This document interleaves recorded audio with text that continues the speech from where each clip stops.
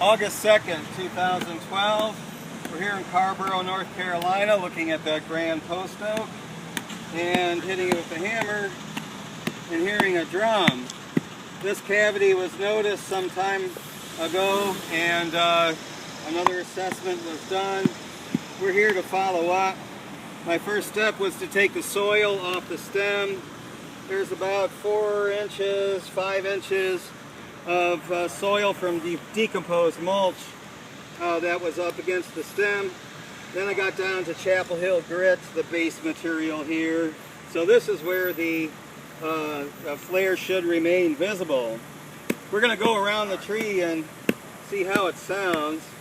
This buttress root is invaded from this side, but sounds more solid over here. We're a little soft in the sinuses. We can hear a little echo there. This buttress is strong, even though there's a patch of frothy flux there, a bacterial infection, which is not of structural consequence. This sinus sounds a little hollow too. These buttresses are strong. Now we come to the second opening, which also faces Greensboro Street. We'll be digging more there and assessing the inner decay. That was the focus of the other assessment. And then we'll look at the entire tree. We just finished doing our manual root collar excavation. I popped off some dead bark and exposed a rib, a very strong adaptive growth on the edge of this cavity. And we'll do a little more exploring and see if there's adaptive growth on the other side. But that's a real good sign of the tree's response. Elsewhere around the tree, we dug down the 4 inches of fill, exposed some small girdling roots as our first tool, as our pick. So we also exposed a larger, older girdling root that was cut a long time ago, because here's one end, there's the groove it was in, there's more groove, and there's the other end. So this looks like a pretty clean cut here. It could have been a natural break, but I'm thinking a long time ago somebody severed the girdling root and then over mulched it over the years. Also out of the sinuses we have some adventitious root growth. We'll be trying to preserve as much of that as possible and redirect these roots down into the soil. Scraped off a little dead bark along with the dirt, and the next step is going to be hosing. Here's some more adventitious roots out of the sinuses.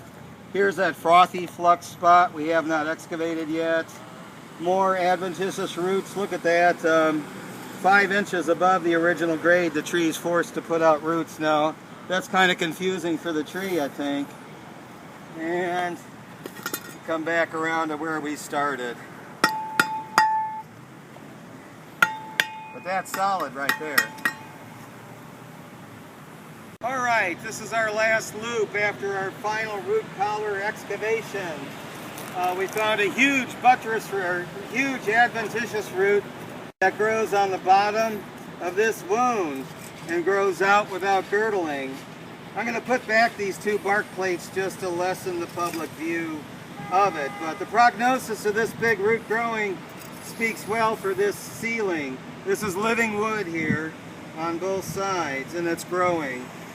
So we went around the rest of the trunk, poked in the sinuses. This is a little hole, but the rest of the wood around it is healthy. These buttress roots are healthy.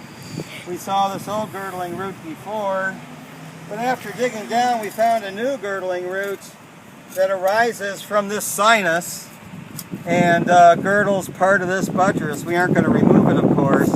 But if you look and see how much it's been flattening out, it's been here a long time. The town's 100 years old, so maybe it's been over mulched for that long. It sounds a little hollow up here, but no opening there. So now we've come around to the buttress that had the frothy flux on it, and we cleaned off all the foreign and infectious material And next we're going to hit it with the blowtorch. This is a place where some callus material sent up a shoot. There's a couple pruning scars from shoots that came up as a tree signal that, hey, I'm being suffocated. So exposed in here, no hollow, and now we've come around to the hole we started at.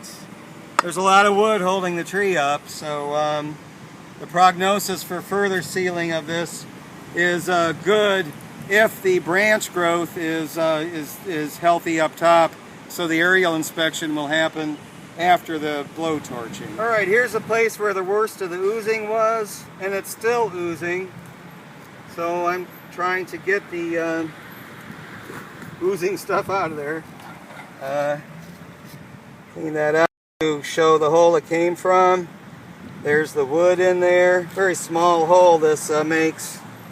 But now we're going to disinfect it naturally.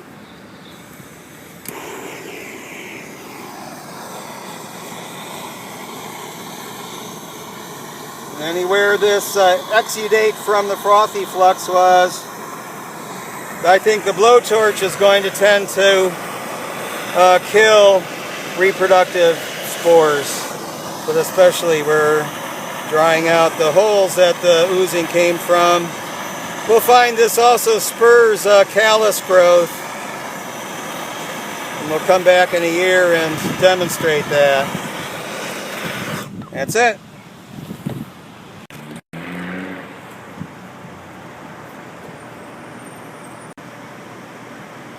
Here's a shot from the top of the tree showing the crown's thin but it's intact.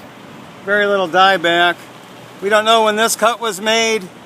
That's 14 inches on the long line. These cuts we think were made about 7 or 8 years ago. Good callus. So this is about 8 years of tree response. These sprouts here. 2 more old cuts closed.